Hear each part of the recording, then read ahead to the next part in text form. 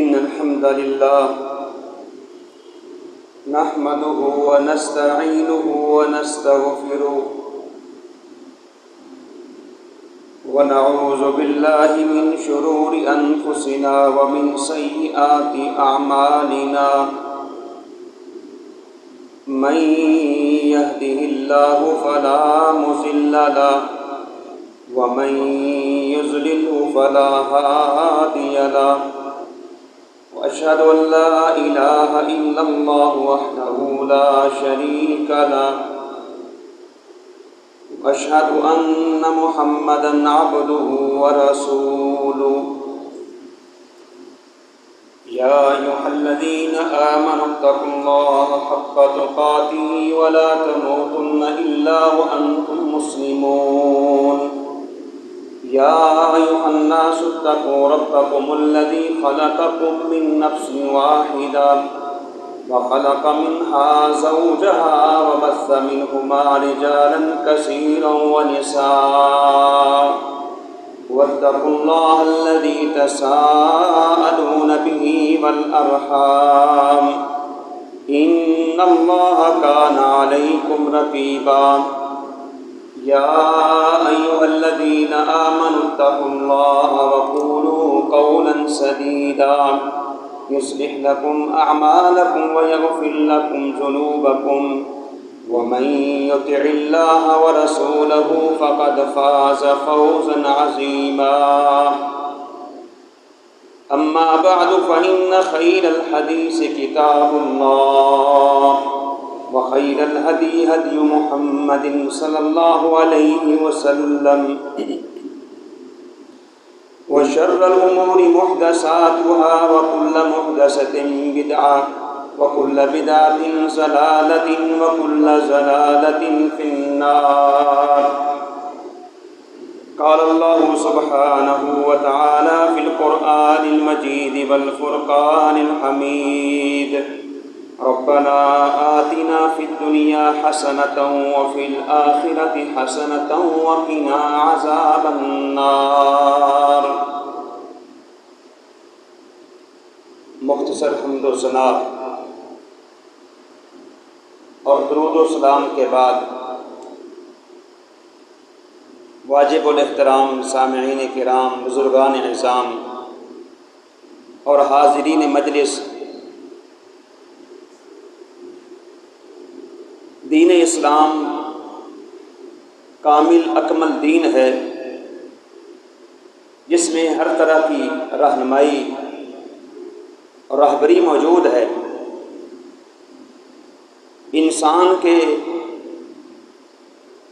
عقیدہ اور عمل کی اصلاح اور فلاح کی خاطر ہر قسم کی اسلام نے توہم پرستی، بدشگونی، بدفہمی اور جاہلی رسوم و رواج کا خاتمہ کیا ہے۔ اسلام جو ایک مسلمان کو عقیدہ عطا کرتا ہے وہ صاف ستھرا اور مضبوط عقیدہ عطا کرتا ہے۔ ایک مسلمان کو اسلام کی یہ تلقین ہے، دعوت ہے کہ اس انسان کا اللہ عز و جل پر ایمان اور عقیدہ انتہائی مضبوط ہونا چاہیے۔ وہ ہر لمحے ہر وقت اللہ پر یقین اور ایقان اور توکل رکھتا رہے۔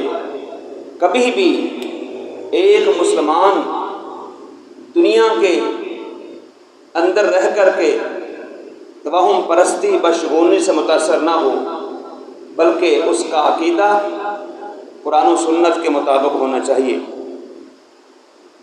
عزیز بھائیوں، ہمارے معاشرے کے اندر مختلف حوالے سے بد عقائد پائے جاتے ہیں۔ خاص طور پر ماہ سفر کے حوالے سے ہمارے معاشرے کے اندر ابھی تک بھی توہم پرستی موجود ہے۔ اسلام نے برکت اور نحوست کے بارے میں بہت واضح طور پر اہل ایمان کو تعلیمات دے رکھی ہے۔ اسلام کے اندر ایک لفظ برکت ہے اور ایک لفظ نحوست ہے، دونوں کے اسباب میں آپ کے سامنے رکھنا چاہتا ہوں۔ پھر اس کے بعد عصر حاضر میں جو چند توہم پرستیاں ہیں ان کی میں تردید قرآن و سنت پہ کرنا چاہوں گا۔ میرے بھائیوں، برکت کا جو لفظ ہے عربی زبان میں، یہ خیر میں اضافہ اور زیادتی اور دوام کے معنی میں استعمال ہوتا ہے، اور عربی زبان کے اندر برکت سے مراد جو اس کا شرعی مفہوم ہے وہ خیر ہے کہ جو اللہ سبحانہ و تعالی اپنے فضل و کرم سے کسی چیز، وقت، جگہ یا عمل پر عطا کر دیتا ہے اس کو برکت کہتے ہیں۔ اور اس برکت کے بہت سارے اسباب ہو سکتے ہیں، بہت ساری وجوہات ہو سکتی ہیں کہ ہمارے معاشرے کے اندر، جس معاشرے میں ہم رہتے ہیں، ہمارے گھروں کے اندر، ہماری صحت کے اندر، ہماری پراپرٹی کے اندر اور ہمارے کاروبار کے اندر برکت کے بہت سارے اسباب ہو سکتے ہیں۔ ان اسباب میں سے ایک اہم سبب انسان کا اپنا ایمان اور تقوی ہے۔ جتنا انسان پختہ ایمان والا ہوگا، تقوی للہیت سے سرشار ہوگا، انشاءاللہ اس کے گھر کے اندر برکتیں ہی برکتیں ہوں گی۔ اللہ سبحانہ و تعالیٰ نے گزشتہ قوموں کی ہلاکتوں کا تذکرہ کیا، قوم نوح، قوم ہود، قوم صالح، قوم شعیب، ساری قومیں ہلاک و برباد ہوئیں۔ اس کے بعد اللہ نے پتہ کیا فرمایا؟ فرمایا وَلَوْ أَنَّ أَهْلَ الْقُرَىٰ آمَنُوا وَاتَّقَوْا لَفَتَحْنَا عَلَيْهِمْ بَرَكَاتٍ مِّنَ السَّمَاءِ وَالْأَرْضِ۔ یہ بستی والے جو سب کے سامنے نشان عبرت بن گئے، اللہ نے ان کو دنیا کے اندر تباہ و برباد کر کے رکھ دیا ہے۔ اگر یہ ایمان لے آتے، تقوی اختیار کر لیتے، اللہ آسمان کے منہ کھول دیتا، آسمان سے برکتیں نازل ہوتی، زمین سے برکتیں نازل ہوتی، آسمان بارش برساتا، زمین کے اندر ہریالی ہوتی، اور یہ لوگ اللہ کی برکات سے فائدہ اٹھاتے، لیکن عملی کرتوت کی بنا پہ اللہ نے ان کو نیست و نابود کر کے رکھ دیا۔ اس سے پتہ چلتا ہے کہ ایمان اور تقوی یہ اہم سبب ہے ایک مسلمان کی زندگی کے اندر، جس سے گھر کے اندر اللہ کی طرف سے برکتیں نازل ہوتی ہیں، رحمتیں نازل ہوتی ہیں، اللہ کا فضل و کرم آتا ہے۔ دوسرا اہم سبب جس کی وجہ سے انسان کے گھر کے اندر، معاشرے کے اندر برکتیں آتی ہیں، وہ قرآن سے تعلق ہے، قرآن پر عمل پیرا ہونا ہے، قرآن کی تلاوت کرنا ہے۔ قرآن مقدس میرے بھائیوں یہ ببرکت کتاب ہے، اللہ کی کلام ہے۔ اس کلام سے انسان کا جتنا تعلق مضبوط ہوگا اتنا ہی اللہ کی رحمتیں اس انسان پر نازل ہوں گی، اللہ کی برکات نازل ہوگی، کیونکہ اللہ نے اس کتاب کو ببرکت بنایا ہے۔ وَهَذَا كِتَابٌ أَنزَلْنَاهُ مُبَارَكٌ، اللہ کریم فرماتے ہیں یہ جو کتاب ہے انتہائی ببرکت کتاب ہے، جو اس کو پڑھتا ہے اس کے پڑھنے سے اللہ کی برکات نازل ہوگی۔ بہت سارے واقعات ہیں حضرات صحابہ کے، قرآن مقدس پڑھا کرتے تھے اور اللہ کی برکات نازل ہوا کرتی تھی۔ اس سے پتہ چلتا ہے انسان کا جتنا اللہ کے ساتھ اور قرآن کے ساتھ تعلق مضبوط ہوگا اتنی ہی اللہ کی طرف سے برکتیں نازل ہوں گی۔ اسی طرح میرے بھائیوں برکات کے اسباب میں سے ایک سبب توبہ استغفار کا اہتمام بھی ہے۔ جو قومیں توبہ استغفار کا اہتمام کرتی ہیں اللہ برکتیں نازل فرماتا ہے۔ جناب نوح علیہ السلام کی ہسٹری، تاریخ پڑھ کے دیکھ لیجئے، سورہ نوح کے اندر جناب نوح علیہ السلام نے اپنی قوم کو کیا تلقین فرمائی تھی؟ فَقُلْتُ اسْتَغْفِرُوا رَبَّكُمْ إِنَّهُ كَانَ غَفَّارًا يُرْسِلِ السَّمَاءَ عَلَيْكُمْ مِدْرَارًا۔ اللہ کے نبی جناب نوح جو روح زمین کے اندر سب سے پہلے رسول تھے، اپنی قوم کو استغفار کی دعوت دیتے ہیں، توبہ انابت کی دعوت دیتے ہیں کہ اپنے کفر کو چھوڑ دو، توحید کی طرف آؤ، رب سے استغفار کر لو، پھر کیا ہوگا؟ اللہ تو غفار ہے، غفور ہے، رحیم ہے، تمہیں معاف بھی کر دے گا، بلکہ آسمان سے موسلا دھار بارش نازل کرے گا، جس سے تمہیں اللہ سبحانہ و تعالی دنیا کے اندر خوشحالی عطا فرمائے گا، تمہارے مالوں کے اندر برکتیں عطا فرمائے گا، تمہاری جانوں کے اندر برکتیں عطا فرمائے گا، تمہاری اولاد کے اندر برکتیں عطا فرمائے گا۔ یہ میرے بھائیوں توبہ استغفار کی برکات ہی، اور ان برکات کے اسباب میں سے ایک سبب شکر گزاری بھی ہے۔ جو قومیں شکر گزار ہوتی ہیں، رب کا شکر کرتی ہیں، دنیا کے اندر دو حالتیں، یا خوشحالی ہوتی ہے یا پھر بدحالی ہوتی ہے۔ اگر خوشحالی ملتی ہے، اگر دنیا کے اندر تمنگری ملتی ہے، امیری ملتی ہے، انسان کو مال و منال ملتا ہے، اگر وہ انسان رب کا شکر کرتا ہے، ایسے انسان کے گھر کے اندر مزید برکتوں کا نزول ہوتا ہے۔ اور جو انسان رب کی ناشکری کرتا ہے، رب کی نعمتیں کھا کر کے اللہ کا شکر ادا نہیں کرتا ہے، اللہ دنیا کے اندر اس کی ناشکری کے بدلے اس کے گھر کو وہ بدحالی کے اندر بدل دیتا ہے۔ بہت ساری مثالیں موجود ہیں، بلکہ رب کا قرآن تو کہتا ہے لئن شکرتم لازیدنکم ولئن کفرتم ان عذابی لشدید، کہ اگر تم شکر کرو گے اللہ عز و جل کی نعمتیں کھا کر کے اللہ کے سامنے تم جھک جاؤ گے، شکر گزاری کرو گے، پھر اللہ مزید برکات عطا کر دے گا، گھروں کے اندر، فصلوں کے اندر، اولاد کے اندر، مال کے اندر اللہ برکات ہی برکات لگا دیں گے۔ لیکن اگر نہ شکری کر بیٹھے پھر اللہ کا عذاب بہت سخت ہے۔ اللہ نے قوموں کو جو زوال دنیا کے اندر مسلط کیا قوموں پر، ان کی وجہ یہ تھی کہ قومیں کیا تھیں؟ وہ ناشکری کا مظاہرہ کیا کرتے تھے۔ میرے بھائیوں،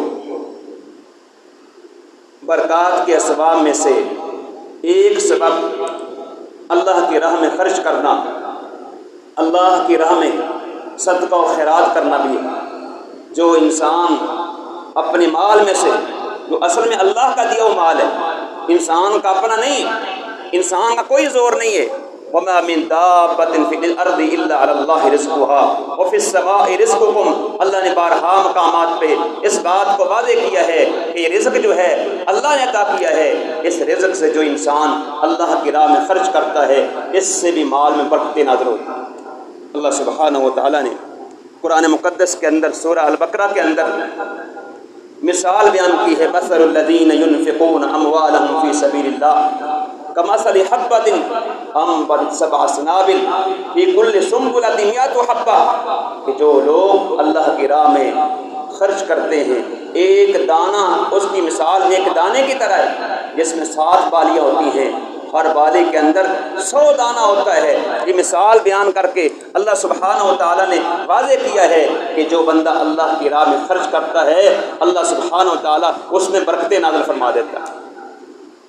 یہ دیکھ لیں، تجربہ کر کے دیکھ لیں، اللہ کے گھر میں کھڑے ہو کر کے یہ بات وثوق سے کہہ رہا ہوں، تجربہ کر کے دیکھ لیں کہ جو انسان اللہ کی راہ میں خرچ کرتا ہے اللہ مال میں کمی نہیں کرتا ہے، اللہ برکتیں نازل فرماتا رہتا ہے، اس کا مال کبھی بھی کم نہیں ہوتا۔ اور اسی طرح میرے بھائیوں، برکات کے اسباب میں سے ایک سبب یہ بھی ہے کہ اپنی تجارت کے اندر، اپنے کاروبار کے اندر، اپنے لین دین کے اندر انسان امانت کا مظاہرہ کرے، امانت داری ہو، دیانت داری ہو، اور وہ بندہ امانت کے ساتھ، دیانت کے ساتھ کاروبار کرتا رہے، سچ بولتا رہے، اللہ سبحانہ و تعالیٰ برکتیں نازل فرما دیتا۔ رسول کریم علیہ الصلاۃ والسلام فرماتے ہیں کہ جو آپس میں خرید و فروخت کرنے والے ہیں، البیعان بالخیار ما لم یتفرقا، آپ نے ایک اصول بیان کیا ہے کہ تجارت کرنے والے، خرید و فروخت کرنے والے جب تک وہ مجلس بیع کے اندر ہوتے ہیں ان کو بیع کا اختیار ہوتا ہے، چاہے واپس کر دیں چاہے اس کو پکا کر لیں، جب تک وہ جدا نہیں ہوتے۔ رسول کریم علیہ السلام فرماتے ہیں فَإِن صَدَقَا وَبَيَّنَا بُورِكَ لَهُمَا فِي بَيْعِهِمَا، اگر وہ اپنی تجارت کے اندر، اپنے کاروبار کے اندر سچ بولتے ہیں، بات کو واضح کر دیتے ہیں، تو اللہ کریم ان کی تجارت کے اندر برکتیں عطا فرما دیتا ہے۔ اور اگر وَإِن كَتَمَا وَكَذِبَا مُحِقَتْ بَرَكَتُ بَيْعِهِمَا، اگر وہ سودے کو چھپا لیتے ہیں، اس کا عیب ظاہر نہیں کرتے ہیں اور اسی طرح جھوٹ بولتے ہیں، ان کی بیع، ان کی تجارت کی برکت مٹ جاتی ہے، ختم ہو جاتی ہے۔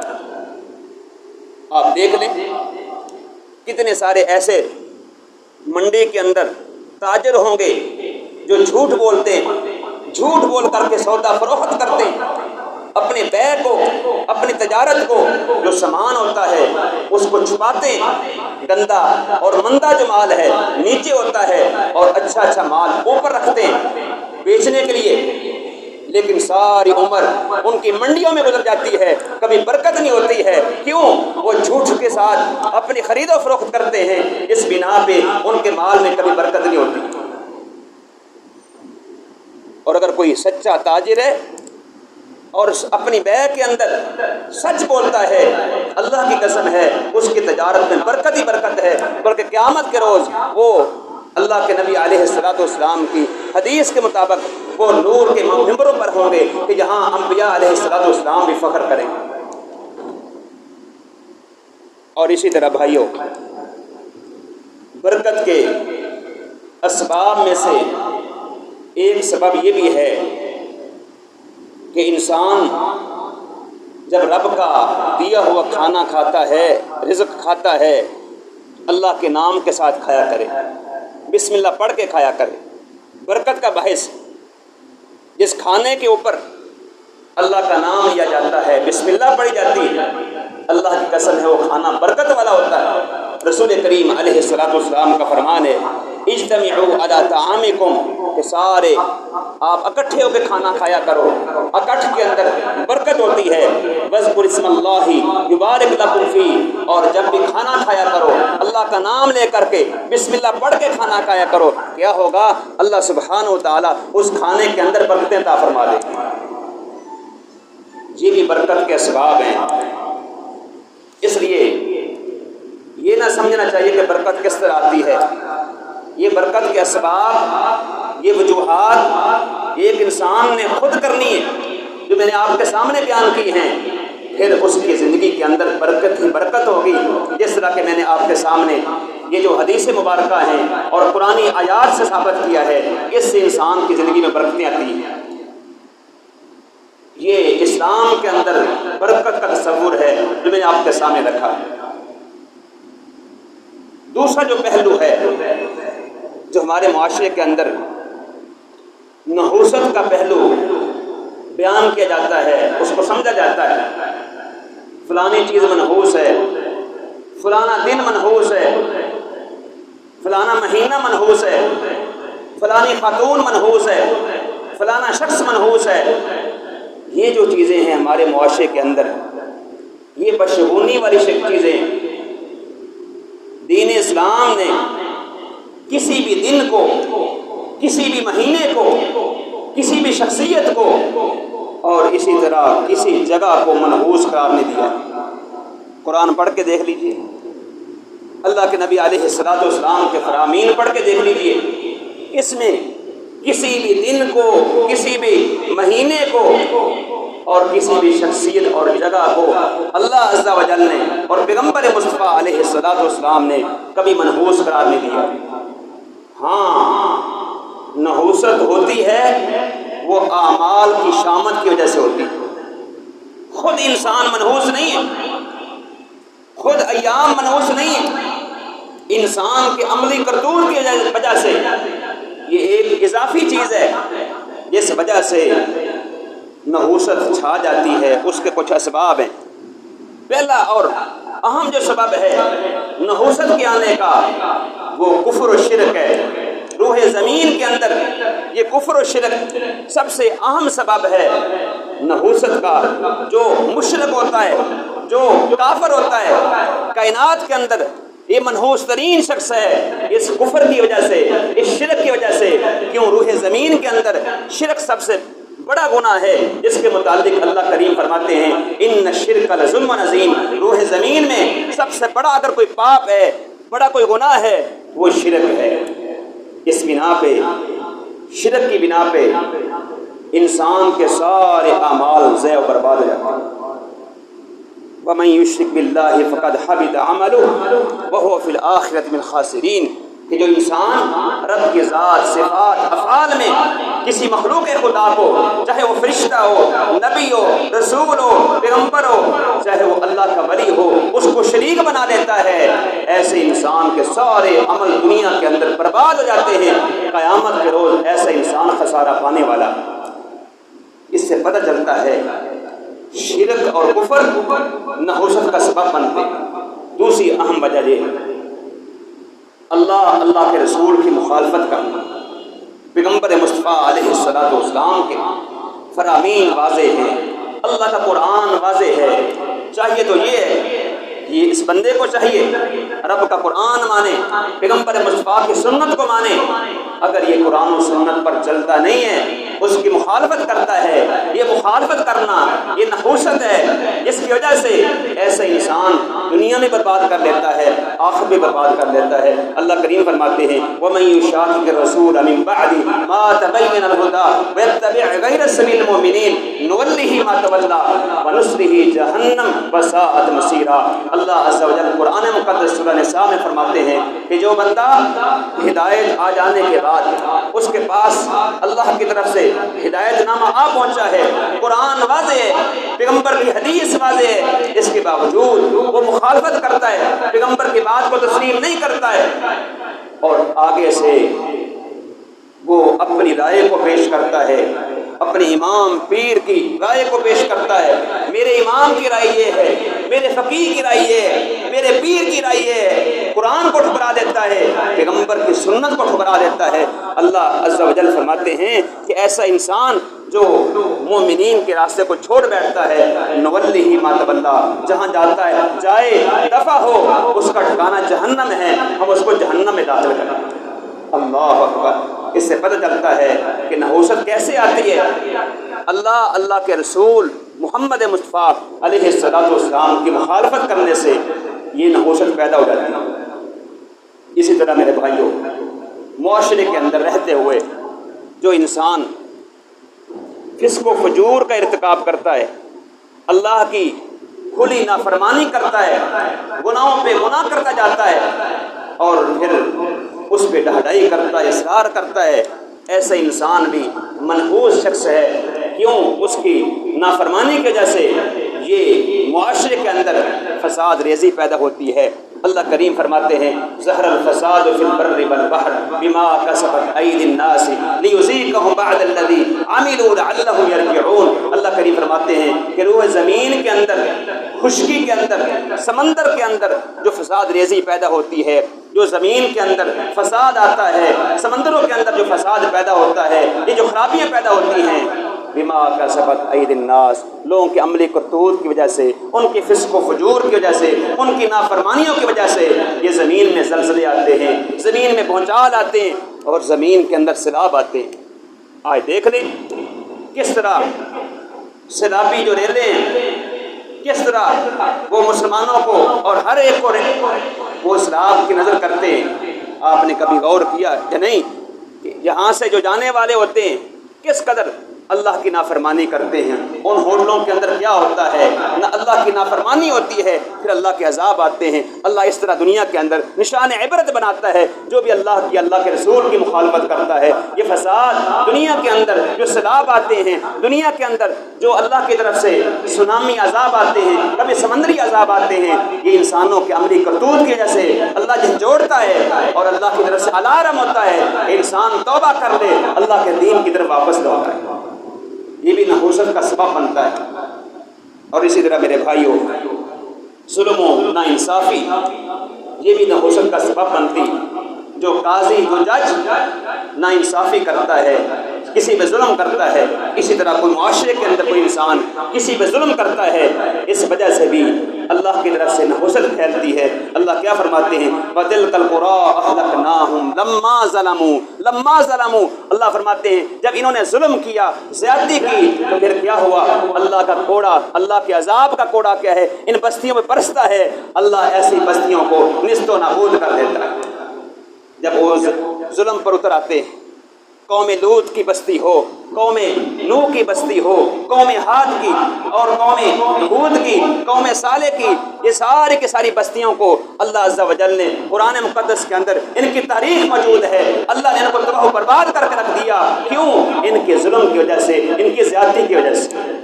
اور اسی طرح میرے بھائیوں، اللہ عز و جل کے ذکر سے جو اعراض کرتا ہے، جو اللہ کے قرآن سے ہم موڑ لیتا ہے، یہ منہ موڑ لینا بھی یہ نحوست کا سبب بنتا ہے۔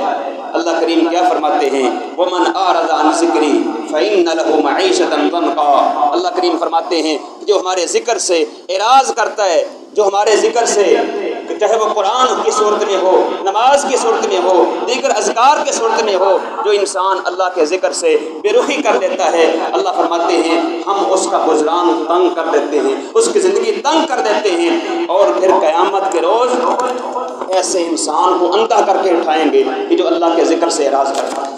تو میرے بھائیوں، یہ اسباب ہیں نحوست کے جو انسانی عملی کردور کی بنا پہ ہے۔ ویسے اسلام میں نے واضح کر دیا ہے، کوئی بھی دن، کوئی بھی مہینہ، کوئی بھی شخص اور کوئی بھی جگہ منحوس نہیں ہے۔ انسان کی عملی کردور کی وجہ سے یہ نحوست آتی ہے۔ ہمارے معاشرے کے اندر جو مشہور ہے کہ بدھ کا دن جو ہے منحوس ہے، سفر کا مہینہ منحوس ہے، یہ میرے بھائیوں جاہلیت کے طور و اطوار ہیں، یہ جاہلیت کی تعلیمات ہیں، اسلام کی تعلیمات نہیں ہیں، رسول کریم علیہ السلام کی یہ تعلیمات نہیں ہیں۔ رسول کریم علیہ السلام نے واضح فرما دیا، لا عدوا ولا طیرہ ولا حام ولا سفر۔ صحیح بخاری مسلم کے اندر یہ حدیث موجود ہے۔ اللہ کے نبی علیہ السلام فرماتے ہیں کہ کوئی بھی بیماری طبعی طور پر، فطرتی طور پر وہ متعدی نہیں ہوتی، ایک دوسرے کو بیماری منتقل نہیں ہوتی طبعی طور پر۔ اور اسی طرح یہ بدشگونی لینا اور کسی کو منحوس کہنا، کسی مہینے کو منحوس کہنا، یہ شریعت کے اندر جائز نہیں ہے۔ بدھ کا دن منحوس ہے جی، بدھ کے دن کوئی کاروبار میں برکت نہیں ہوتی ہے، سفر کے مہینے کے اندر ہم شادیاں نہیں کریں گے، سفر کے مہینے کے اندر جو شادی کرتا ہے اس کے خاندان تباہ ہو جاتا ہے، طلاق ہو جاتی ہے۔ یہ ساری منہ کی باتیں ہیں، اسلام کے اندر ایسا کوئی تصور نہیں۔ اللہ کے نبی علیہ السلام فرماتے ہیں ولا سفر، سفر کا مہینہ لوگوں منحوس نہیں ہے۔ پیغمبر مصطفیٰ تو تعلیم دے چکے ہیں، لیکن امتی ابھی تک اس تصور میں موجود ہیں کہ یہ سفر کا مہینہ منحوس ہوتا ہے۔ اللہ کی قسم سفر کا مہینہ منحوس نہیں ہے۔ سفر کے مہینے میں حضرات صحابہ کی شادیاں موجود ہیں کہ سفر کے مہینے میں شادیاں بھی کیا کرتے تھے، کاروبار بھی کیا کرتے تھے، سفری جہاد بھی کیا کرتے تھے۔ اگر ایسا ہوتا تو ایسا نہ ہو کرتے۔ اس سے پتہ چلتا ہے کہ ایسی کوئی بھی بات نہیں ہے اسلام کے اندر کہ بدھ کا دن کے منحوس ہے، سفر کا مہینہ منحوس ہے۔ اسلام کے اندر ایسی کوئی چیز نہیں ہے۔ اسی طرح ہمارے معاشرے کے اندر اگر کوئی کالی بلی راستہ کاٹ جاتی ہے، کہتے ہیں کہ اب یہ سفر میں خیر نہیں ہوگی، سفر نہیں کرنا چاہیے۔ میرے بھائیو، یہ وہم، یہ محض وہم ہے، اس کی کوئی حقیقت نہیں ہے کہ کالی بلی راستہ کاٹ گئی ہے اب سفر منحوس ہوگا، ایسی کوئی بات نہیں ہے۔ اللہ کریم فرماتے ہیں الا ان طائرهم عند اللہ، یعنی یہ جو برائی ہے، بدبختی ہے، یہ اللہ کے اختیار میں ہے۔ یہ چیزیں کیا ہیں؟ یہ اختیار کرنا کہ کالی بلی کی وجہ سے ہے، نہیں، ایسی کوئی بات نہیں ہے۔ اللہ کی وجہ سے، اللہ سبحانہ و تعالیٰ کی ساری چیزیں کہ اللہ کے اختیار میں۔ اور اسی طرح میرے بھائیوں، ہمارے معاشرے کے اندر جہلی چیزیں ابھی تک موجود ہیں۔ یہ بھی بات آپ سنتے ہیں کہ جس گھر کے چھت پر الو بیٹھتا ہے وہ گھر منحوس ہوتا ہے۔ استغفر اللہ کا ساتھ، جس درخت پر الو بیٹھتا ہے بلکہ الو کو منحوس قرار دے دیا گیا، حالانکہ شریعت میں کوئی ایسی بات نہیں۔ رسول کریم علیہ السلام نے تو واضح کر دیا ولا حام، الو منحوس جانور پرندہ نہیں۔ لیکن آج تک ہمارے معاشرے کے اندر یہ باتیں سنی جاتی ہیں، کہی جاتی ہیں کہ الو منحوس ہے، جس گھر کے اندر ہو نحوست پھیلتی ہے، جس درخت کے اوپر ہو وہ درخت منحوس ہوتا ہے۔ واللہ باللہ ایسی کوئی بات نہیں ہے۔ یہ الو بھی اللہ کی مخلوق میں سے مخلوق ہے، یہ منحوس پرندہ نہیں۔ اور اسی طرح میرے بھائیوں، عورت کی وجہ سے اگر کوئی کام رک جائے عورت کو منحوس کہہ دیا کرتے ہیں، یہ بھی غلط تصور ہے۔ اللہ کے نبی علیہ الصلوۃ والسلام نے یہاں تک فرمایا ہے کہ جس بندے کو یہ بدشگونی کسی کام سے روک دیتی ہے، یعنی اس وجہ سے کام سے رک جاتا ہے، وہ شرک کرتا ہے، اللہ کے ذات کے ساتھ شرک کرتا ہے، یا اس کو اللہ پہ بھروسہ نہیں ہے، اللہ پہ توکل نہیں ہے، ان چیزوں پہ بھروسہ کرتا ہے۔ اسلام کے اندر یہ بدشگونی لینا جائز نہیں ہے۔ اب اس کا علاج کیا ہے؟ نحوست سے ہم کس طرح بچ سکتے ہیں؟ یہ جو معاشرے کے اندر یہ چیزیں غلط تصورات جو پھیلے ہوئے ہیں، ان کا علاج کیا ہے؟ بچنے کی ترکیب کیا ہے؟ سب سے پہلی جو اہم بات یہ ہے، ایک مسلمان کا اللہ پہ انتہا درجے کا بھروسہ ہونا چاہیے، توکل ہونا چاہیے کہ جو کچھ بھی ہوتا ہے اللہ عز و جل کی طرف سے ہوتا ہے، کوئی نفع نقصان کا مالک ہے۔ نفع نقصان کسی بھی کوئی بھی جو شخصیت ہے وہ نہ نفع دے سکتی ہے نہ نقصان دے سکتی ہے۔ نفع اور نقصان اللہ کی طرف سے ہوتا ہے، جو مقدر میں لکھا ہوتا ہے وہی ہوتا ہے۔ اس کے ساتھ ساتھ ایک مسلمان کو چاہیے اللہ پہ توکل بھروسہ کرے۔ وَمَن يَتَوَكَّلْ عَلَى اللَّهِ وَهُوَ حَسْبُهُ، جو اللہ پر توکل بھروسہ کر لیتا ہے، اللہ پر توکل کرنا اس انسان کے لیے کافی ہو جاتا ہے۔ یہ یقین رکھے کہ نفع نقصان اللہ کی طرف سے۔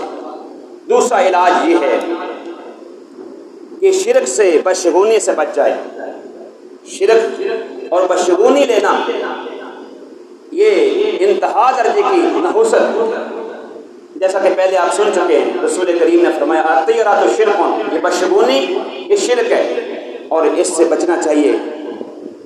اللہ سبحانہ و تعالیٰ نے کسی بھی دن کو کسی بھی مہینے کو منحوس نہیں بنایا ہے، خود انسان کی منہ کی باتیں ہیں کہ سفر کا مہینہ منحوس ہے، یہ دن منحوس ہے، اس سے بچنا چاہیے۔ ایسی کوئی بھی بات نہیں ہے، یہ شرک ہوتا ہے، اور شرک جو ہے ان الشرک لظلم عظیم، بہت بڑا پاپ ہے، اس سے انسان کو اجتناب کرنا چاہیے۔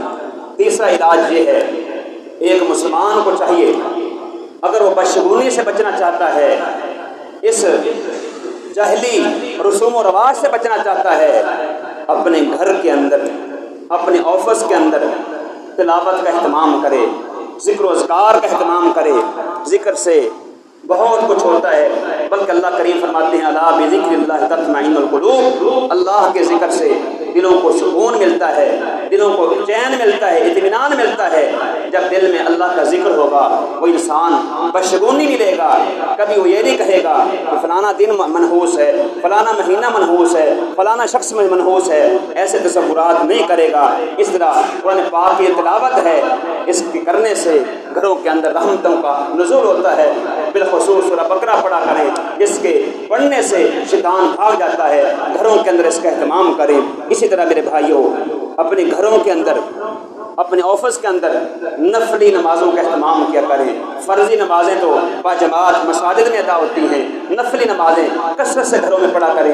رسول کریم علیہ الصلوۃ والسلام فرماتے ہیں کہ نفلی نمازیں اپنے گھروں میں پڑھا کرو، ولا تتخذوها قبورا، گھروں کو قبرستان نہ بناؤ۔ اس سے پتہ چلتا ہے کہ گھروں کے اندر نفلی نماز پڑھنی چاہیے۔ اس کے دو فائدے ہوں گے، ایک فائدہ یہ ہوگا اللہ کی برکات نازل ہوں گی گھروں کے اندر، اور دوسرے نمبر آپ کے اہل خانہ ہیں، آپ کو دیکھ کر کے وہ بھی نمازی بن جائیں گے۔